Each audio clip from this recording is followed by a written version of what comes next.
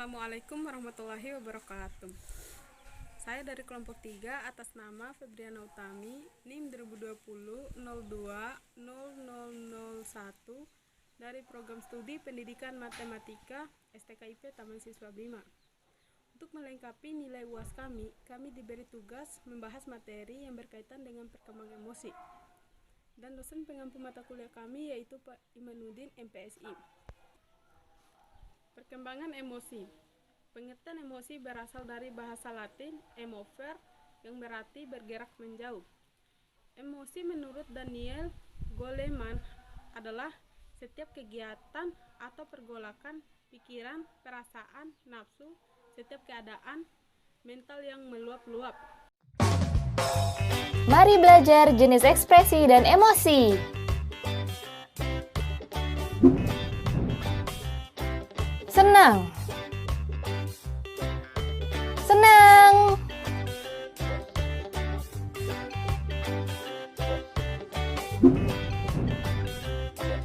Marah. Marah.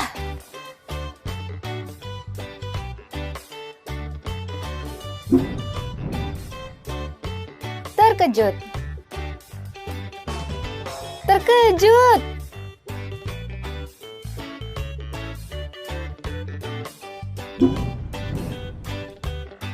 Semangat.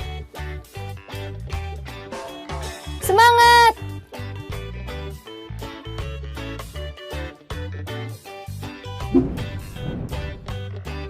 Tertawa.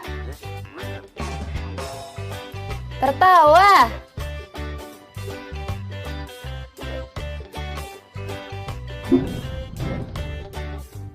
Takut.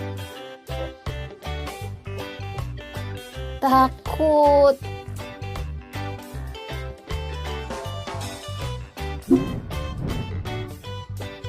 Sedih. Sedih.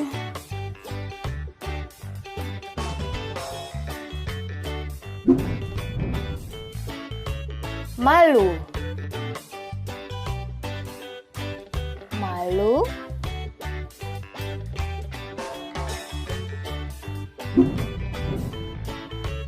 Menangis. Menangis.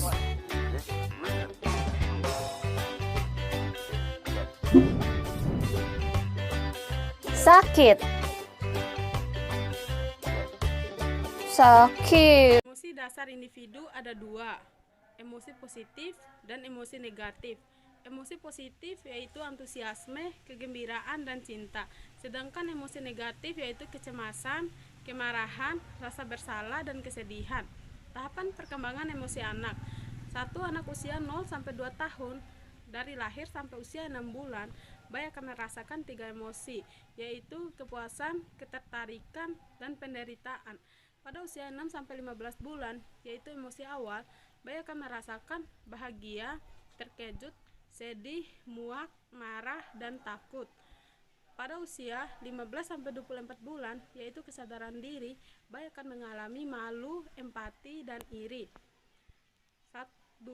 Usia 2-11 tahun, mereka akan mengalami 1. Regulasi diri dan minat terhadap lingkungan. 2. Keakraban atau keintiman. 3. Komunikasi 2 arah. Dan 4. Komunikasi kompleks.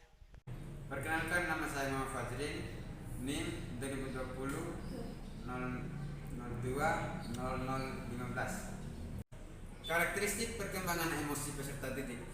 Yang pertama, usia infak 0-2 tahun. Senyuman bayi mengkomunikasikan rasa senang dan nyaman. Sebaliknya, tangisan merupakan bentuk komunikasi dari perasaan tertekan karena lapar, sakit, ataupun marah. Yang kedua, usia prasekolah, usia 2-12 tahun.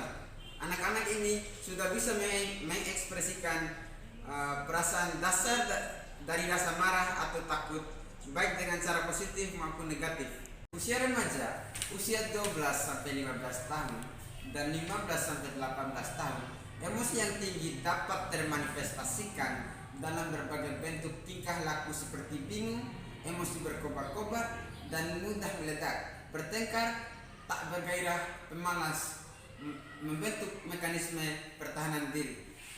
Assalamualaikum warahmatullahi wabarakatuh.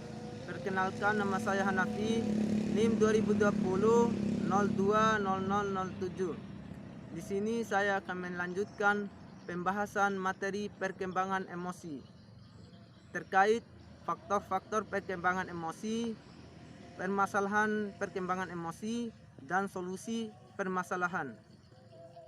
Dan adapun faktor-faktornya, yang pertama pola asuh orang tua, yang kedua temperamen, yang ketiga jenis kelamin, yang keempat usia perkembangan kematangan emosi, yang kelima perubahan jasmani, yang keenam perubahan interaksi dengan teman sebaya, yang ketujuh perubahan pandangan luar, yang kedelapan perubahan interaksi dengan sekolah.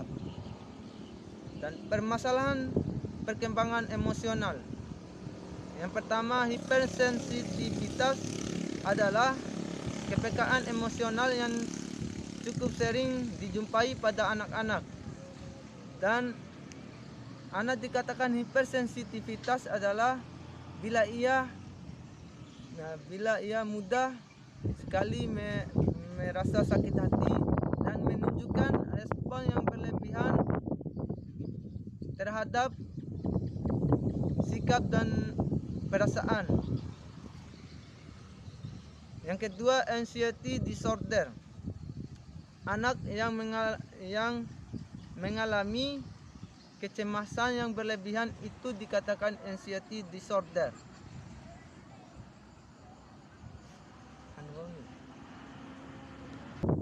Solusi permasalahan. Yang pertama, peran orang tua. Adapun peran orang tua di sini mengenali emosi pada anak, mengelola emosi, memotivasi anak, membina hubungan dengan anak, dan berkomunikasi dengan jiwa. Yang kedua, peran konselor. Adapun peran konselor di sini, yang pertama identifikasi kasus, yang kedua identifikasi masalah, yang ketiga diagnosis, yang keempat prognosis, yang kelima treatment atau perlakuan, yang keenam tindak lanjut. Nah, sekian dari saya. Wassalamualaikum warahmatullahi wabarakatuh. Sekian pembahasan materi perkembangan emosi dari kelompok kami. Lebih dan kurangnya kami mohon maaf dan semoga bermanfaat bagi teman-teman sekalian.